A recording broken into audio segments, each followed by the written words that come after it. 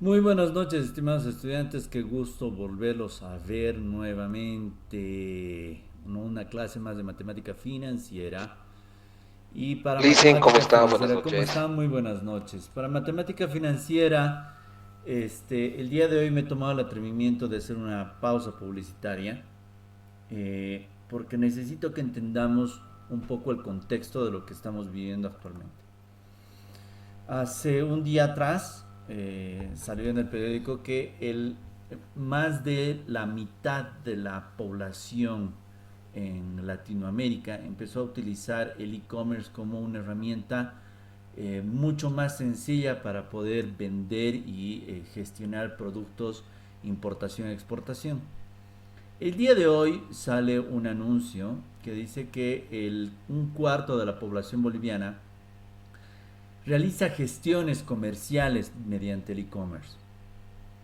Y para mí ha parecido fundamental de que ustedes puedan entender la lógica de lo que se está viviendo actualmente. Algunos me van a preguntar, licenciado, pues ¿qué tiene que ver con matemática financiera? Tiene mucho que ver, porque las matemáticas financieras se han convertido en parte esencial de lo que significa el Bitcoin. Es un tema de una criptomoneda que se ha estado utilizando durante los últimos 8 o 10 años. Y esta criptomoneda ha alcanzado exponencialmente los valores más altos en los mercados. Ni el mercado bursátil ha podido superar lo que esto genera. Yo no soy muy experto en el tema, en realidad yo he aprendido mucho al respecto en la oficina donde estoy trabajando. Por lo cual, obviamente, para mí es un tema de investigación. Y me gustaría compartir con ustedes este conocimiento. Vamos a hacer una cosa. La anterior clase se ha quedado pendiente un video sobre el tema de inversiones, por el tema de interés compuesto. Por lo cual lo voy a repetir. Esto va a durar obviamente 15 minutos y obviamente lo van a ver de manera completa. Y de ahí vamos a enganchar a dos o tres videos que van a hablar de los bitcoins y el e-commerce. ¿Ok? Y la presentación que les he prometido, que es una capacitación que dura más de una hora y media, lo voy a subir a la plataforma. ¿Ok? Lo voy a subir al YouTube y lo voy a subir a la plataforma para que ustedes lo puedan ver. Pero como es una presentación de una capacitación que se tuvo online y esto no genera ningún tema económico, por lo cual voy a pedir después a cada uno de ustedes o a alguien de ustedes, el representante de ustedes, que me mande los correos electrónicos de cada uno de ustedes para que se les mande a su Gmail, porque no va a estar con IP público, ¿no? Es una capacitación bastante... ha sido un tema online con la Universidad de Zaragoza en España y nos los han dado de manera gratuita en mi oficina, por lo cual mi concepto es siempre el conocimiento es para todos, por lo cual esto yo les voy a dar de manera gratuita. ¿Ok? Yo obviamente lo que quiero y pretendo con esto es que puedan ampliar ustedes los horizontes del conocimiento. El conocimiento es una herramienta bastante básica, pero fundamental al momento de marcar la diferencia como un buen administrador. Entonces, para nosotros poder marcar la diferencia, lo que nosotros debemos hacer es ser mucho más creativos al momento de, de, de hacer negocios, de tener el business, pero no por sobre todo, y eso quiero dejar en cuenta y claro todo esto, por sobre todo me gustaría que ustedes sean otro tipo de administradores, administradores con un pensamiento lateral, con un pensamiento de planificación que está en el boom el día de hoy. Las matemáticas financieras nos van a servir todo para que ser parte de este nuevo conocimiento y este nuevo enfoque que se le está dando a la administración de empresas. Esto yo lo estoy llevando en cursos de la Interpol, que también les puedo compartir. No hay ningún problema con los cursos de la Interpol. Pero este es el nuevo enfoque que la matemática financiera le está dando al e-commerce de manera brutal, más fácil, más práctico, dando millones de dólares en conseguir o cara a cara, face to face, y hacer un e-commerce mucho más dinámico. Por lo cual, les dejo con lo prometido, basta de hablar, porque en realidad saben que me encanta hablar, pero les dejo con esto, obviamente, que les he prometido. Canal de finanzas personales. En este video quiero platicar con ustedes sobre el interés compuesto. Y más específicamente por qué el interés compuesto hace que justamente el ser paciente con tus inversiones sea tan importante. Ahora, ya sé que en este canal, en algunos otros videos, si los has visto, de pronto menciono la magia del interés compuesto, pero quizás no ahondo tanto en cómo es que funciona el interés compuesto. Entonces, en este video vamos a platicar exactamente sobre cómo es que funciona. Voy a dar un ejemplo muy práctico de las matemáticas detrás del interés compuesto. No te preocupes, no va a ser nada extremo. Sé que quizás muchos de ustedes no les apasionan las matemáticas, pero va a ser un ejemplo muy rápido para que entendamos cómo es que funciona. Y ampliaremos este ejemplo más allá, un ejemplo que se podría aplicar a tus inversiones, para que veas cómo es que justo tu inversión se podría comportar los primeros años, pero cómo es que si lo dejas invertido durante un tiempo prolongado, realmente es donde te puedes dar cuenta del gran impacto que tiene el interés compuesto y la paciencia que le tendrías a tus inversiones a largo plazo. Entonces, como explicar todo esto funciona mejor con gráficas, vamos a la computadora a ver exactamente cómo es que la paciencia que le tienes a tus inversiones puede generar grandes retornos. Vamos a empezar comparando el interés compuesto con el interés simple, para que tengamos una base de cómo es que funciona el interés compuesto y podamos hablar entonces cómo es que beneficia a nuestras inversiones. No te preocupes, no voy a pasar mucho tiempo aquí haciendo operaciones, te quiero mostrar la gráfica lo más pronto posible, pero veamos qué es lo que sucede con el interés simple de una inversión de 100 pesos que hacemos en un activo que nos genere 7% de rendimiento anual. Por supuesto, tanto en el interés simple como en el interés compuesto, pues el primer año o en el año 0 tendremos los mismos 100 pesos, aún no se ha capitalizado. Sin embargo, para el primer año, ahora sí tenemos que multiplicar por el rendimiento. Y por supuesto genera 107. En el caso del interés compuesto es exactamente lo mismo para el primer año. Da exactamente lo mismo. Sin embargo, es a partir del segundo año donde la cosa empieza a cambiar. Porque en un interés simple simplemente se volverían a agregar sobre el dinero invertido ese interés. En este caso, incluso lo podemos identificar inmediatamente.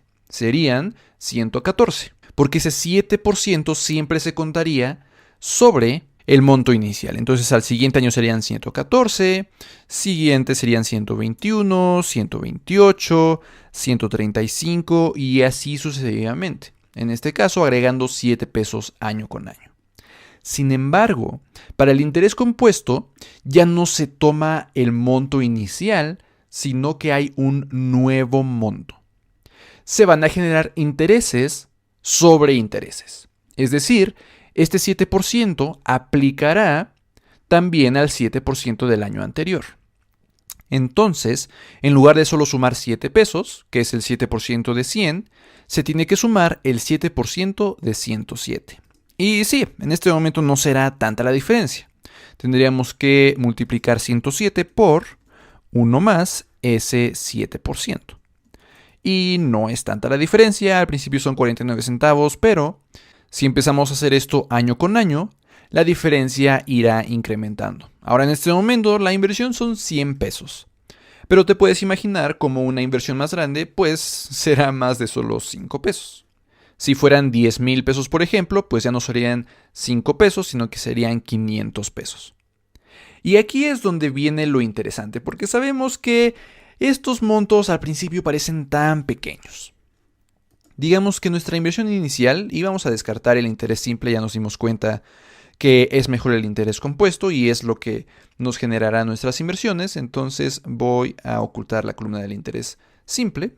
Pero digamos que nuestra inversión en lugar de solo ser 100 pesos son 10,000 pesos. Ya sabemos cómo irá creciendo. Y es cierto, el primer año vemos que solo generamos 700 pesos sobre 10,000. Quizás es una cantidad que podríamos descartar, que nos sería muy fácil gastarnos en un fin de semana muy rápidamente. Entonces es probable que el primer año te preguntes si es una buena idea estar invirtiendo en algo que solo te generó 700 pesos. Para el segundo año, bueno, ya no generó solo 700 pesos, sino que generó 749 pesos. Estoy tomando la diferencia entre el año 2 y el año 1.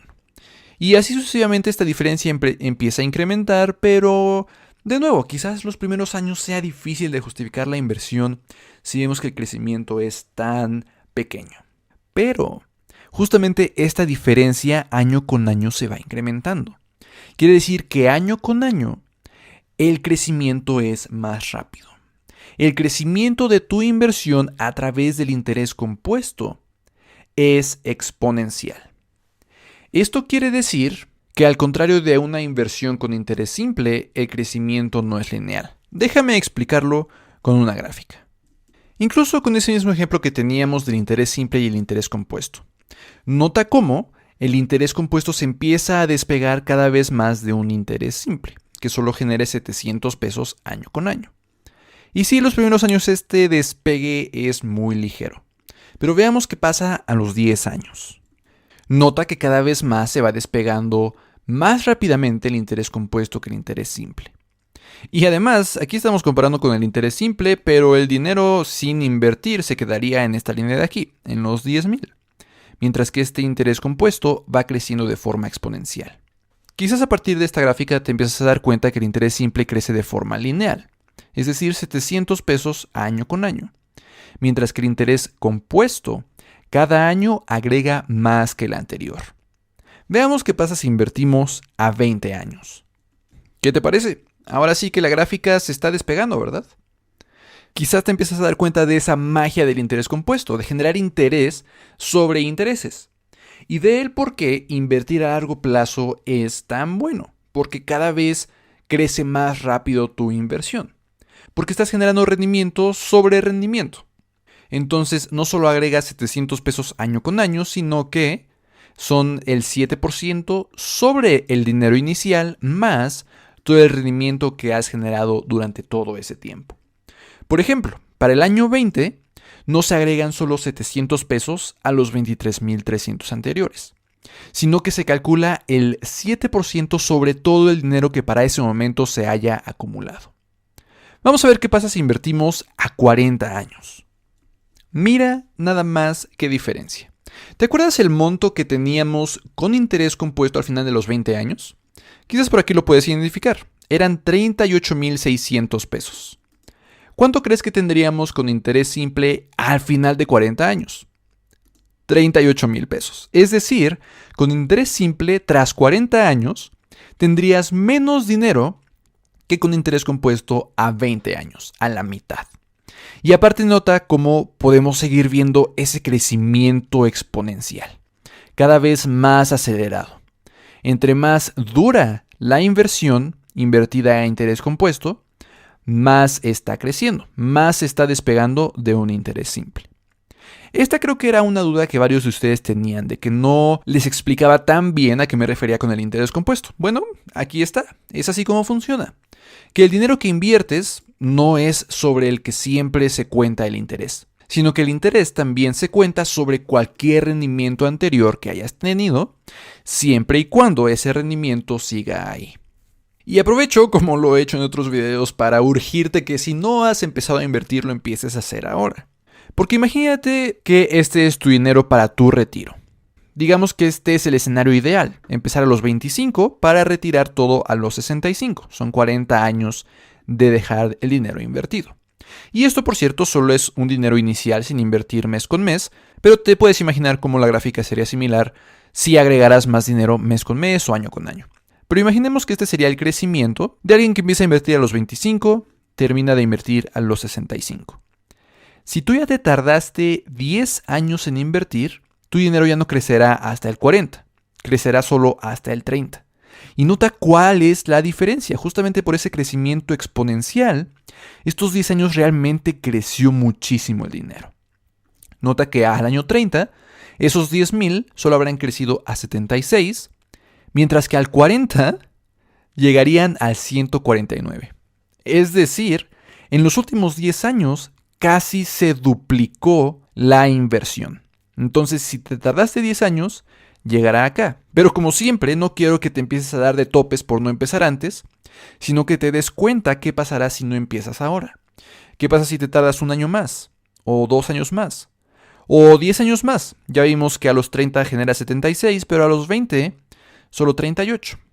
Como te puedes dar cuenta, cada 10 años se está duplicando, prácticamente duplicando esta inversión. Si, por ejemplo, ahorita ya tienes 55, bueno, pues tu dinero solo crecerá hasta los 10, de 10 a 19,000. Pero por supuesto puedes pensar que no solo invertirás 10,000 pesos durante los siguientes 10 años, sino que invertirás quizás 10,000 cada año, entonces ya sería más dinero. Pero de nuevo, no se trata de darte de topes que por qué no empecé a los 40 o a los 30 o a los 20, sino de darte cuenta que si te tardas un año más, 2 años más, pues este dinero se va haciendo más pequeño, crecerá mucho más lentamente. Por eso mi urgencia de que no importa qué edad tengas, ya tienes que empezar a invertir. Que de preferencia vayamos con todas las personas de 20 o incluso los que tengan 15, 14, 16, 17, 19 y que les digamos que por favor empiecen a invertir, que les enseñemos cómo crecería esta gráfica. Por ejemplo, imaginemos un escenario súper ideal de una persona que no empieza a los 25, sino que empieza a los 21. Justo saliendo de la universidad, consigue su primer empleo y puede empezar a invertir. Entonces ya no invertiría por 40 años, lo haría por 44. ¿Qué pasa si extendemos esto otros 4 años más? ¿A cuánto creen que lleguen estos 150,000 pesos? Bueno, pues aquí lo tienen. Como para ese momento ya está tan acelerado el crecimiento, esos casi 150,000 pesos por otros 4 añitos más se convierten en casi 200,000 pesos, 196,000. Prácticamente 50,000 pesos más por otros 4 años que se haya quedado ahí. Pero solo si esos 4 años son acá. Los primeros 4 años, bueno, pues solamente crecerá 3,100 pesos. Nota entonces esta aceleración. Los primeros 4 años crece 3,000, pero los últimos 4 crece casi 50,000. Ahora, solo para seguir jugando un poco, hay un par de ustedes que maravillosamente me han contactado por Instagram o por WhatsApp, que por cierto aquí está mi número, y me han dicho que tienen 16 años y ya están empezando a invertir. Es impresionante, porque yo a los 16 no sabía absolutamente nada de eso. Entonces me parece fenomenal que desde esa edad algunos de ustedes estén empezando a interesar en esto. Entonces, ¿qué sucede? Ustedes ya no invierten a 44 años, sino que invierten a 49 años, otros 5 años más. Veamos qué pasa. De esos 200,000 o 196,000, ¿en cuánto creen que se conviertan si le agrego otros 5 años a esta inversión? Entonces, de 196,000 se convierten por otros 5 años en 275,000. Son 80,000 pesos más por otros 5 años. De nuevo, justamente porque aquí al final ya está la aceleración tan marcada. Los primeros 5 años no se generan 80,000, se generan 4,000.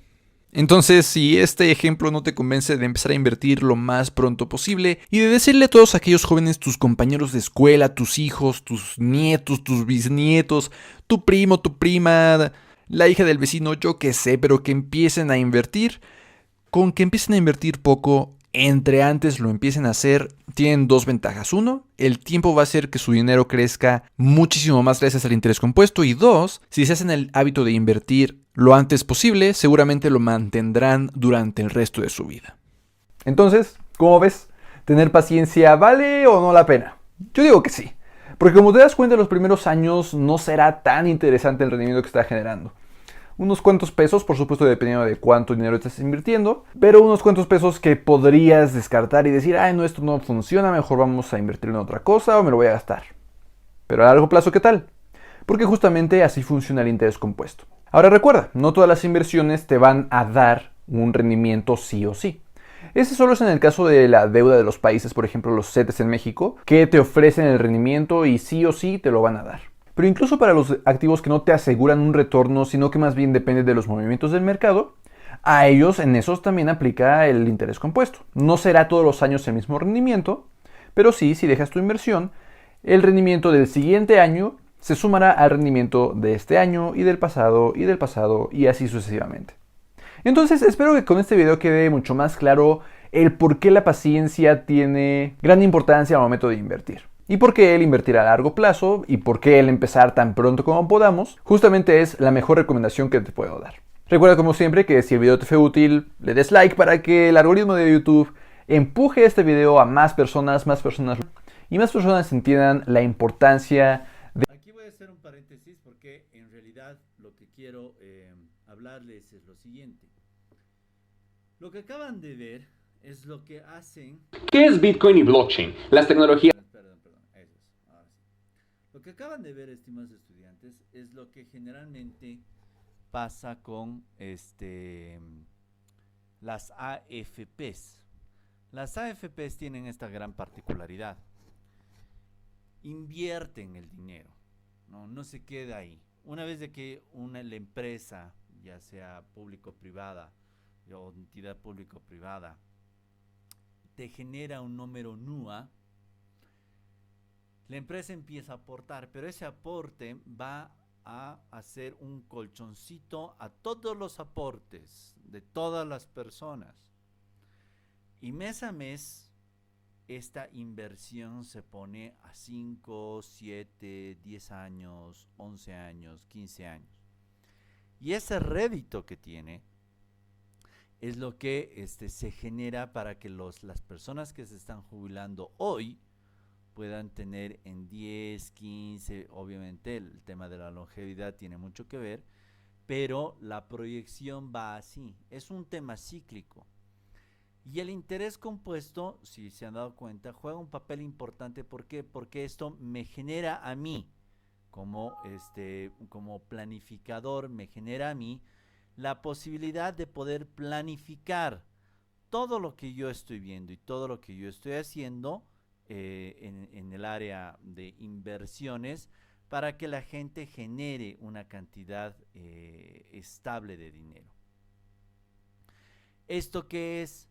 Que en realidad así es como funciona una AFP con interés simple, interés compuesto, y de aquí a unas 2 clases vamos a empezar a ver amortizaciones, y con eso van a entender la lógica actual. Ok, ya hemos visto lo que teníamos que ver.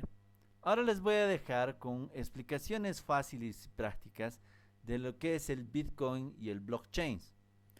¿Por qué estos videos, licenciado? Porque en realidad cuando vean lo que les voy a grabar y lo que voy a subir esta hora 45 minutos de esta capacitación que hemos tenido, esta hora 45 minutos va a hablar de manera técnica. Entonces obviamente lo que necesito es que ustedes de manera técnica ya sepan qué es, ¿no?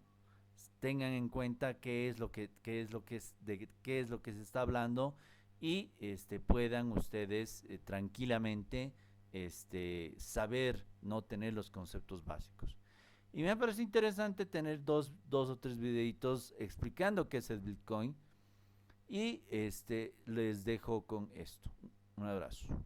Es que modificaron por completo el dinero del mundo. Las tecnologías que están construyendo un sistema financiero completamente descentralizado y no dependiente de gobiernos. Para ello tenemos que hablar de qué es el dinero. Y el dinero es muy sencillo. El dinero es todo lo que tú intercambias por productos y servicios. El dinero no es solamente esas hojitas de papel o esas moneditas de metal que tú tienes en tu bolsillo. El dinero es cualquier cosa que tenga una validez, un valor para hacer el trueque de ello por productos y servicios. Una de las cosas más comunes y más viejas de nuestra historia respecto a qué es dinero es el oro. Cuando ustedes tenían oro, el oro era fácilmente cambiable por productos y servicios. Si ustedes vivían en el Japón del medioevo, probablemente tenían en sus bolsillos bolitas de oro que cambiaban por arroz.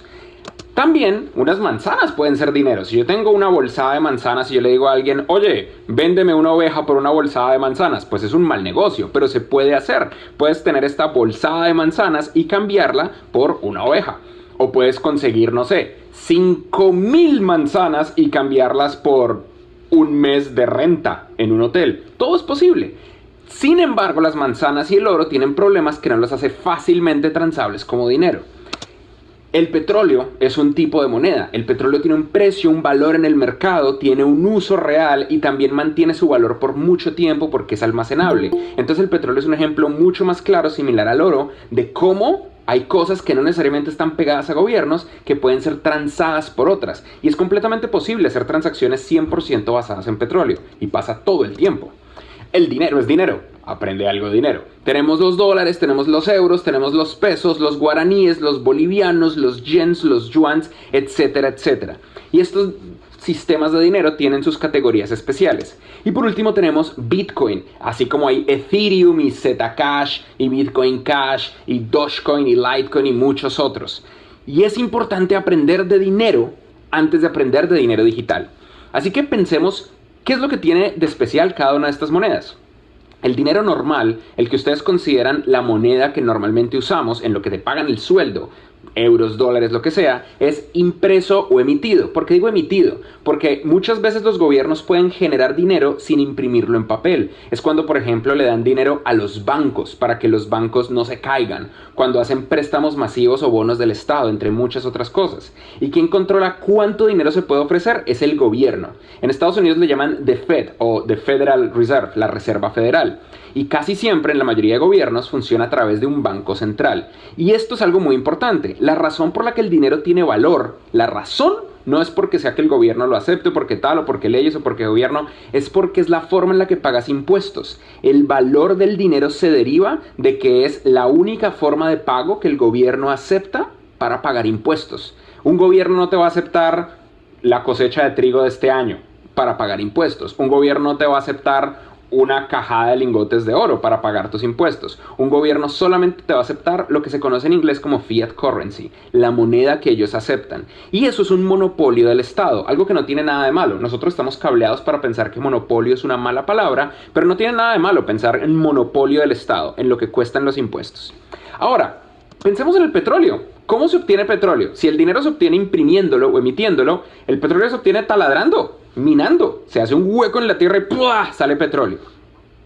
¿Quién controla el petróleo? El mercado, entre comillas, porque existe una organización llamada la OPEC que se reúne con todos los productores de petróleo para tratar de crear reglas comunes respecto a cómo funciona el petróleo. Esa es la OPEC y ese es el mercado. Porque por más que la OPEC haga cosas, si de repente no hay demanda por el petróleo, pues no hay dinero para que lo intercambien por el petróleo. Y si de repente la demanda es muy alta, pues el precio cambia. Eso significa que a pesar de que hay un organismo central que intenta regular y controlar la forma en la que funciona, es la oferta y demanda la que modifica el petróleo y la que le da su valor. Es decir, hay una demanda por el uso del petróleo, por ende el petróleo vale dinero.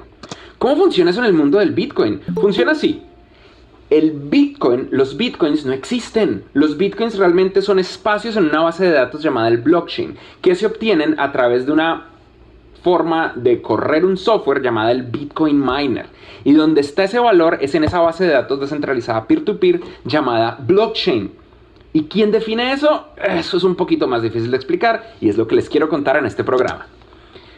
Tengan en mente que hay muchos tipos de monedas. El petróleo es uno solo, pero también tenemos monedas como el euro, el dólar o el yen.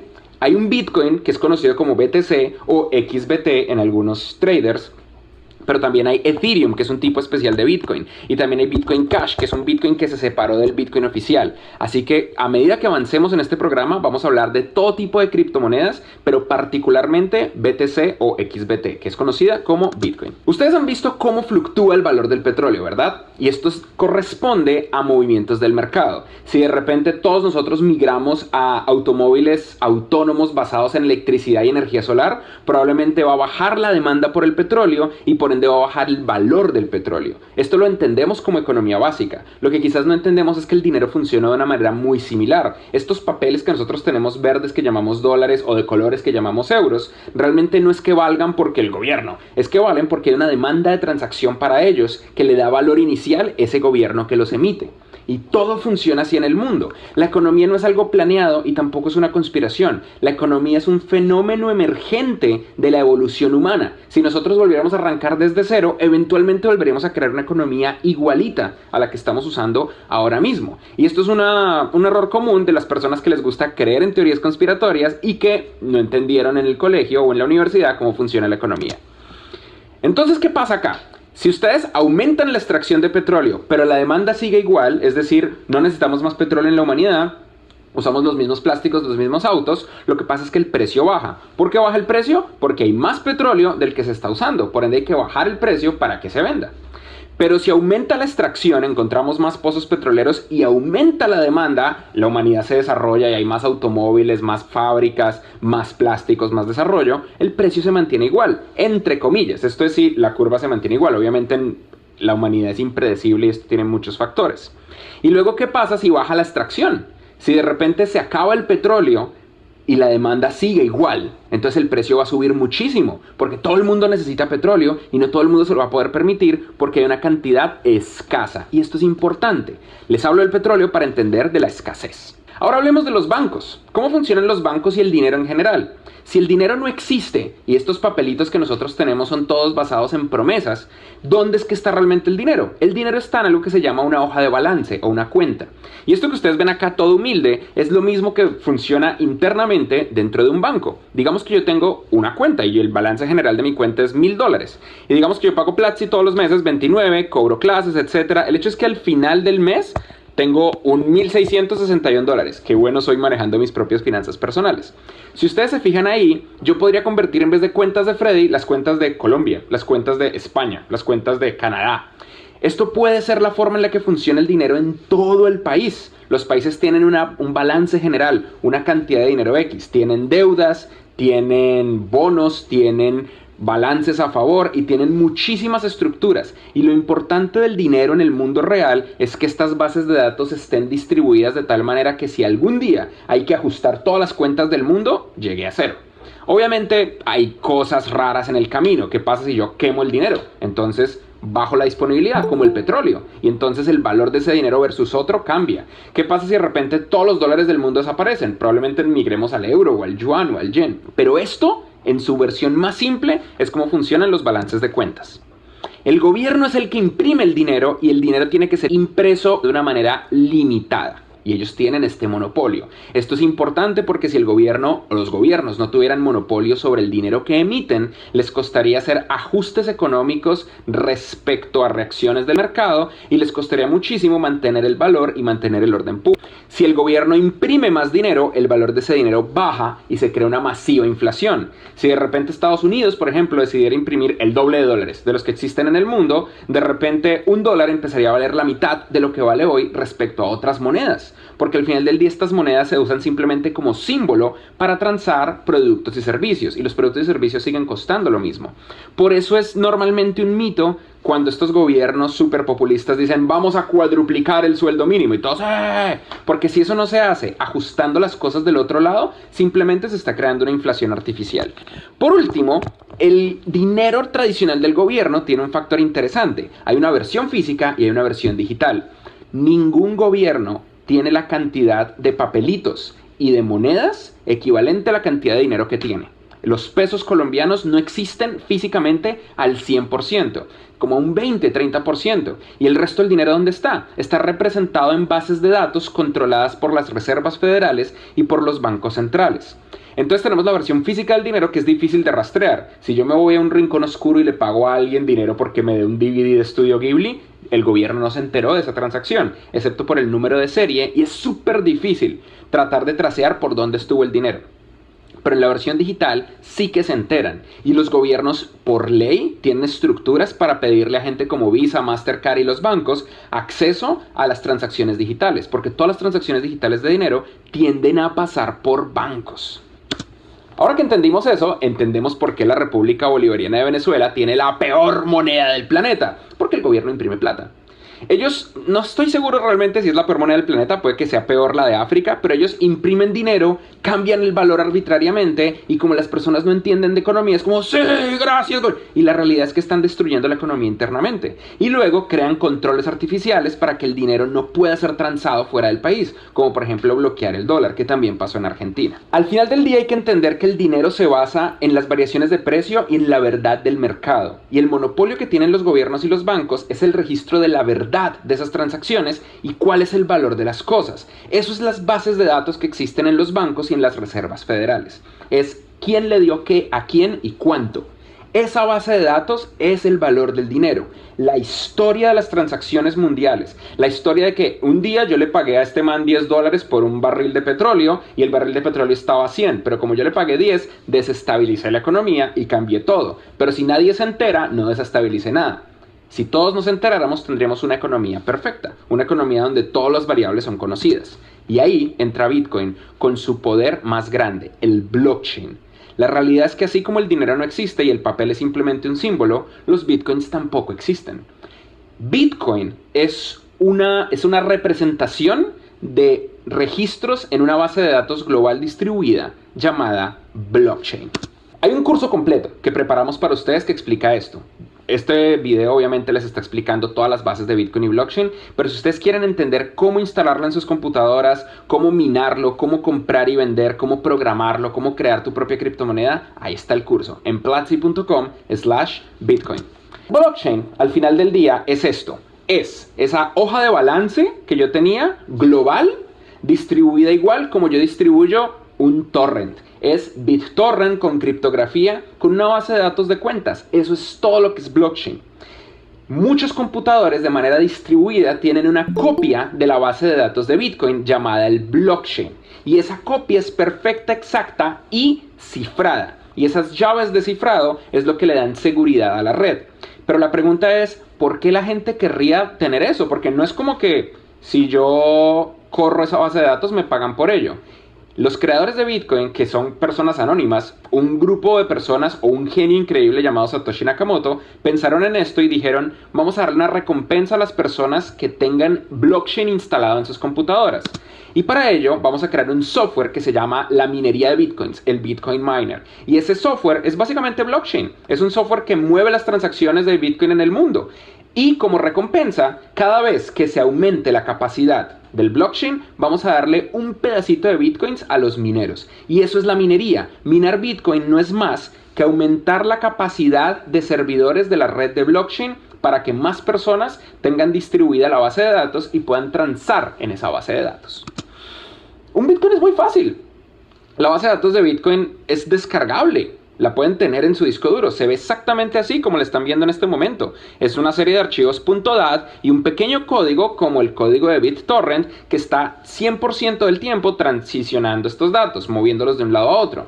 Pero como tiene llaves criptográficas y como entre más personas usan Bitcoin, más compleja es la base de datos, y como toda la base de datos a nivel global tiene que ser exacta, una exacta réplica, no pueden haber errores y tiene que mantenerse igual, toma mucha capacidad de procesamiento poder mantener todo el blockchain. Un computador normal le toma mucho tiempo tratar de mantener esa base de datos al 100% a alta velocidad. Y una transacción, para ser verificada, tiene que pasar por todos los blockchains. Entonces, por eso es tan complicado ser un minero de Bitcoin y es una de las razones por las que se les recompensa en el protocolo. ¿Cómo se les recompensa? Se les da una llave criptográfica especial. Para ello tenemos que entender cómo está dividido esto y cuál sería el análogo. El análogo es como un banco. Un banco tiene servidores que son de ellos, mientras el blockchain tiene computadoras distribuidas por el mundo. La tuya puede ser una computadora que tenga blockchain si tú instalas un software de minería. En esas computadoras está la base de datos de todas las transacciones, que es el blockchain de Bitcoin, mientras que el banco probablemente es una base de datos como Oracle, para poder mantener todas las transacciones. Y las reglas financieras de los bancos dependen del Banco Central o la Reserva Federal de cada gobierno sobre cada moneda. Así como hay Bitcoin, hay Ethereum, Zcash y otras monedas. Y hay un gobierno que es la comunidad y el protocolo. Es un código abierto como Linux, como Firefox. Y esa comunidad decide cómo modificar el código. Y ellos saben que si cometen errores puede que pierda completamente valor la red. Y si no cometen errores, la red va a seguir teniendo mucho valor. Y las computadoras son tu computadora o es una granja de minería de bitcoins en China, como la foto que está acá en este momento. Depende de ti, pero al final del día es lo mismo. Esto es una wallet de blockchain. Un wallet es el equivalente a tener un banco en el mundo real. Cuando tú abres una cuenta bancaria, el banco crea una cajita secreta cifrada con sus propios protocolos que tú no conoces y ahí mete tu dinero. Y eso está basado reconociendo quién eres tú. Y reconoce quién eres tú por la contraseña de tu tarjeta de crédito, reconoce quién eres tú por tus huellas o por tus propios datos biométricos. En el mundo del blockchain, ustedes tienen passwords especiales secretos que son aumentados cada vez que más computadoras se unen al blockchain y aumentan el tamaño de la base de datos del blockchain. Y entonces tú tienes una llave pública y una llave privada. La llave pública es como tu número de cuenta bancaria. En la llave pública tú dices, por favor, consígnenme dinero acá. Y con eso las personas pueden cambiar sus bitcoins privados a tu bitcoin público y se vuelve tu bitcoin privado. Esto es un tipo de cifrado que se llama cifrado de llave pública y llave privada. Y es un propio conocimiento que está en el curso de Bitcoin. Para que tú puedas usar tus bitcoins necesitas tu llave privada secreta. Pero tú le puedes dar tu llave pública a cualquier persona para que te envíen bitcoins. Esa es la magia matemática de Bitcoin.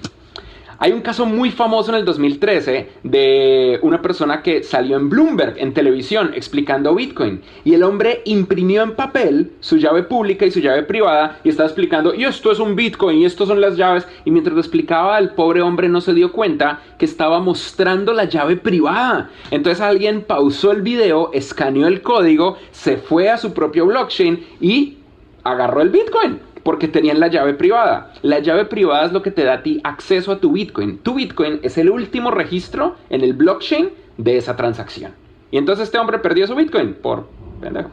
Una transacción de blockchain se ve así. Hay un sitio web público que se llama blockchain.info. Tú no sabes quiénes son los dueños de los Bitcoins, pero tú sabes desde el primer Bitcoin que minó un sistema de minería, es decir, una computadora conectada a la red peer-to-peer de blockchain, cómo se ha ido modificando. Y tú puedes meterte a la base de datos distribuida y ver esos movimientos. Entonces es semi-anónima, semi-pública. Y cualquier persona puede ver la llave pública que indica dónde está la transacción. Este que les estoy mostrando en este momento, por ejemplo, es la llave pública del wallet o la cajita dentro del blockchain de las personas que hacen ransomware, estos virus que te bloquean el computador, que piden Bitcoin a cambio para que te lo desbloqueen. Aquí está, y tú puedes ver que a esa área del Bitcoin se le han generado 64 transacciones por un total de 4.1 Bitcoins, para que uno sepa. Uno no sabe quiénes son los dueños, ni quién tiene la llave privada, pero uno sabe dónde está y cómo se ha movido. Entonces, Bitcoin es una base de datos peer-to-peer que todo el mundo tiene, como un BitTorrent, descentralizada y de código abierto. Es una base de datos que verifica, aprueba y distribuye las transacciones de una manera semi-anónima.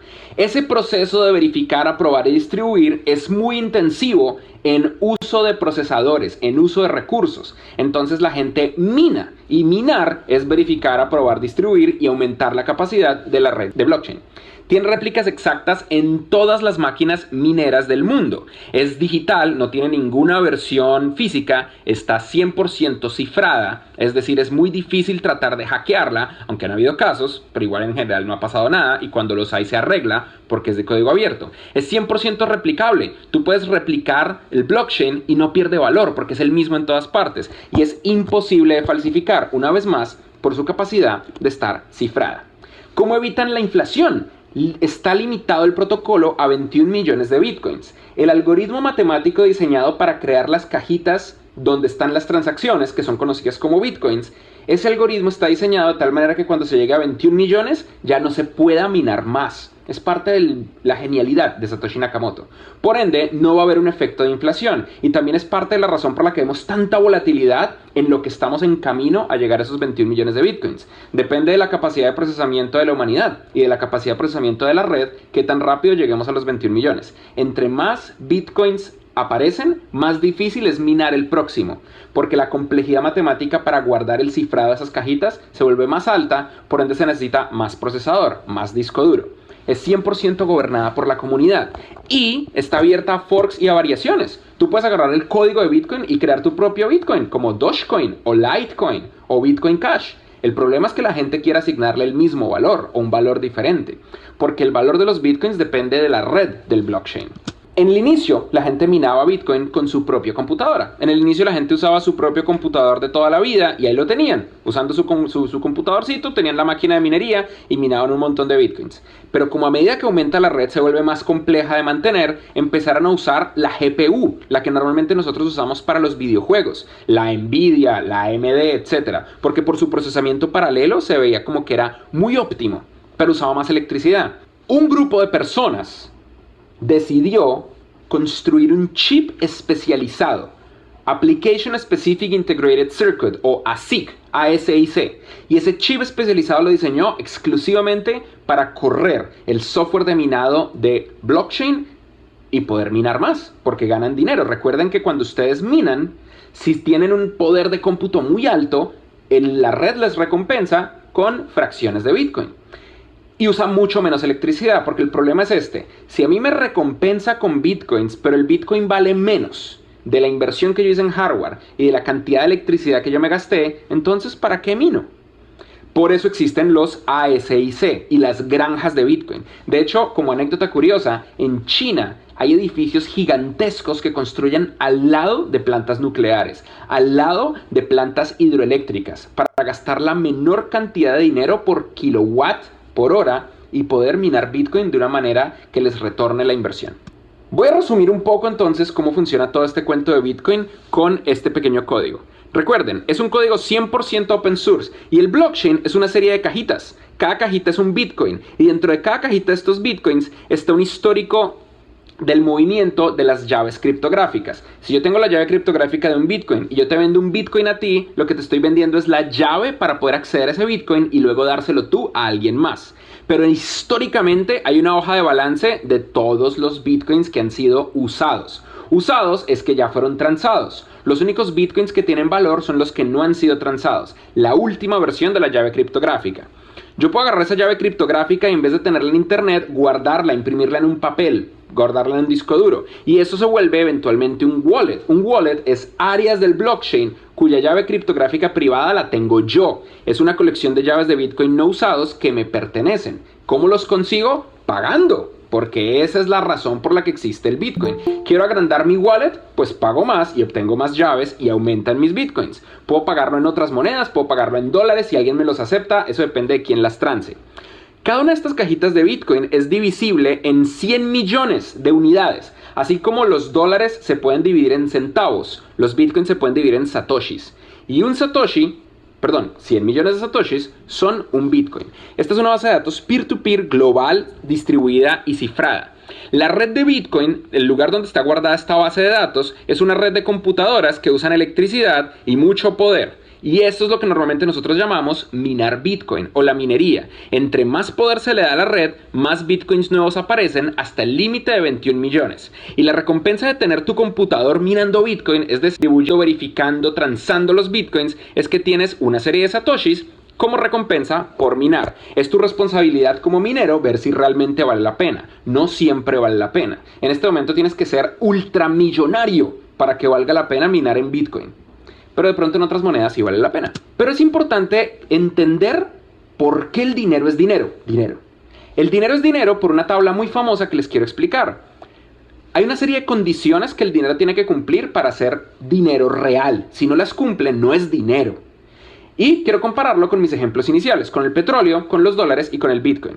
Para que el dinero sea dinero tiene que ser intercambiable. El petróleo es intercambiable. Yo te puedo dar un barril de petróleo.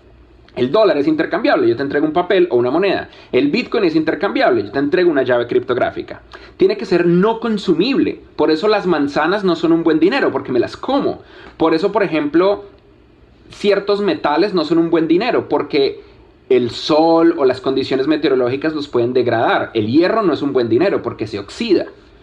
Los dólares se pueden degradar también. Famoso el caso de Pablo Escobar, que se le pudrían los dólares y él perdía millones de dólares al año porque se podrían. El Bitcoin no es consumible y no es degradable, dura en el tiempo porque es digital y ultra distribuido. Tiene que ser portable. El petróleo no es muy portable, tengo que andar con un barril, mientras que los dólares y el Bitcoin son ultra portables. Tiene que ser durable. Los dólares no duran tanto, se degradan. El petróleo dura muchísimo tiempo, lleva literalmente millones de años bajo tierra. Y el Bitcoin es digital, es eterno, mientras funcionan las redes de computación del mundo. Tiene que ser muy divisible. El Bitcoin es ultra divisible. 100 millones de satoshis es un Bitcoin. Los dólares tienen centavos, el petróleo tiene litros, mililitros, etc. Pero no te van a vender una gota de petróleo a cambio de un café. Tiene que ser seguro, es decir, no puede ser falsificable. Es fácil fingir que algo es petróleo y es difícil andar con un kit químico para ver que el petróleo es petróleo. Los dólares son falsificables. Yo puedo crear monedas falsas y billetes falsos. El Bitcoin es casi imposible de falsificar, excepto que haya una vulnerabilidad en las llaves criptográficas. Y cuando las hay, la comunidad de código abierto cambia el protocolo. Tiene que ser de fácil transacción. Es muy difícil que alguien te acepte el petróleo, pero es muy fácil que alguien te acepte un dólar o un Bitcoin. Tiene que ser de existencia limitada. Recuerden por qué. Porque si ustedes no limitan la existencia de un Bitcoin, hay inflación.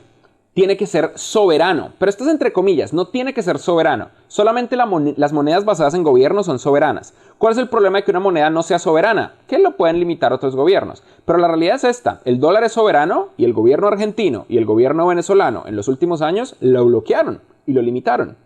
Ahora solamente el gobierno venezolano los está limitando, entonces eso de la soberanía es como entre comillas. El gobierno colombiano había prohibido los bitcoins, ahora no los prohíbe, simplemente no los considera una moneda, los considera un bien. Tiene que ser descentralizado de manera ideal, porque el gobierno de Estados Unidos puede decidir que los dólares solamente son para gringos, así como el gobierno de Venezuela decidió que los bolívares fuertes se les iba a quitar 3 ceros y que iban a tener reglas especiales. Es importante que sea descentralizado. El petróleo está en manos de los que lo pueden extraer y del control de la OPEC. Tiene que ser inteligente, y estas son de esas cosas que no tiene que ser, pero es mejor si lo es. El Bitcoin es inteligente porque está basado en un código y puede ser programable, con variaciones como Ethereum. Ok, voy a hacer un stop porque ya es casi la hora, pero ya es finalizar. Él iba a dar un ejemplo más de lo que significa el Bitcoin y los blockchains. A ver,